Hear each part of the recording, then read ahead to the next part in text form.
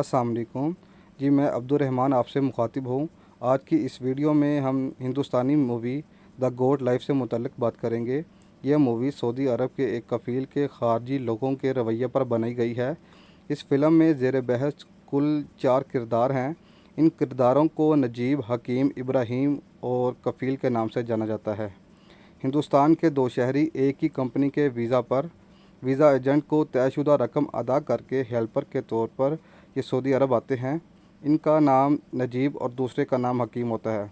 दोनों हिंदुस्तानी शहरी को एक कफ़ील अपने साथ ले जाता है और उन्हें सहरा में मुख्तलिफ़ मुकामात पर काम पे लगा दिया जाता है। वहाँ उन पर बेपनाह जुल्म ढाए जाते हैं।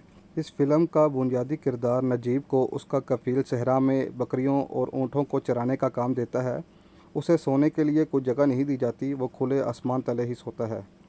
पानी पीने के लिए उसे साफ़ पानी मुयस्सर नहीं होता, तो जानवरों के लिए मुतय्यन करदा जगह जहाँ से वो पानी पीते हैं, नजीब को भी वहीं से पानी पीना पड़ता है। खाने के लिए उसका कफ़ील उसे सूखी रोटी देता है जो वो पानी में डुबोकर खाता है। फ़िल्म में बारहा उसे तशद्दुद करते हुए दिखाया जाता है। उसका कफ़ील छोटी सी बात पर नजीब पर बेइंतहा तशद्दुद करता है। फिर एक दिन उसे उसका दोस्त हकीम उसी सहरा में मिल जाता है। वो दोनों एक दूसरे को मिलकर ज़ारो कतार होते हैं।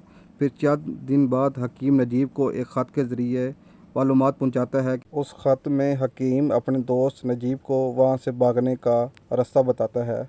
उसे बताता है कि उसके साथ एक अफ्रीकी मुसलमान इब्राहीम कादरी नामी शख्स भी वहां कैद में होता है। इब्राहीम कादरी गुज़श्ता काफ़ी अरसा वहां मौजूद होने की वजह से रास्तों के मुतल्लिक़ कुछ जानकारी रखता है। हकीम अपने दोस्त नजीब को उस ख़त में बताता है कि चंद दिन बाद एक कफ़ील के बेटे की शादी है। उस शादी के मौका पर बाकी तमाम कफ़ील वहां चले जाएंगे। शादी वाले दिन ही वहां से भागने का मंसूबा बनाया जाता है। चंद दिन बाद आखिरकार वो दिन आ जाता है जिस दिन कफ़ील के बेटे की शादी होती है। सब कफ़ील वहां से उस शादी पर चले जाते हैं और ये तीनों दोस्त वहां से फ़रार हो जाते हैं। सबसे पहला मकसद उन दोस्तों का उस सहरा से किसी रोड पर पहुंचना होता है।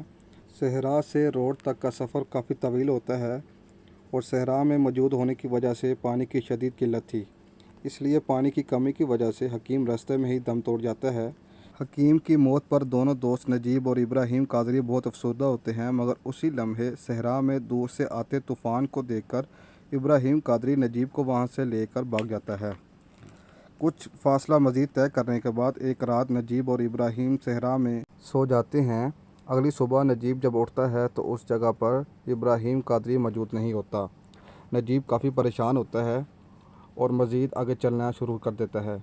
नजीब जब कुछ फासला तय करने के बाद एक रोड पर पहुंचता है, वहां उसकी मुलाकात एक अरबी से होती है जो नजीब को सहरा से एक शहर तक मुंतकिल कर देता है।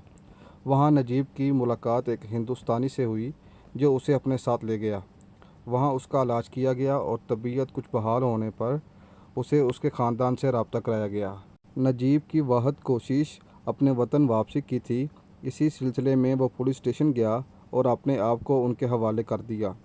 वहाँ उसकी तलाश में उसका कफ़ील आया और यहाँ कहानी में एक ट्विस्ट है कि उसका कफ़ील आकर उसे बताता है कि जिस कंपनी के वीज़ा पर नजीब और हकीम सऊदी अरब आए थे, वो कफ़ील उस कंपनी का मालिक या स्पॉन्सर नहीं था।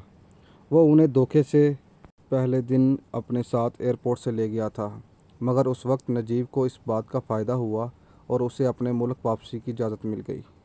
अब हम बात करते हैं इस मूवी के दूसरे पहलू पर। इस मूवी के बाद चारों किरदार, राइटर, डायरेक्टर और प्रोड्यूसर को सऊदी अरब हुकूमत से काफ़ी सुबकी उठाना पड़ी।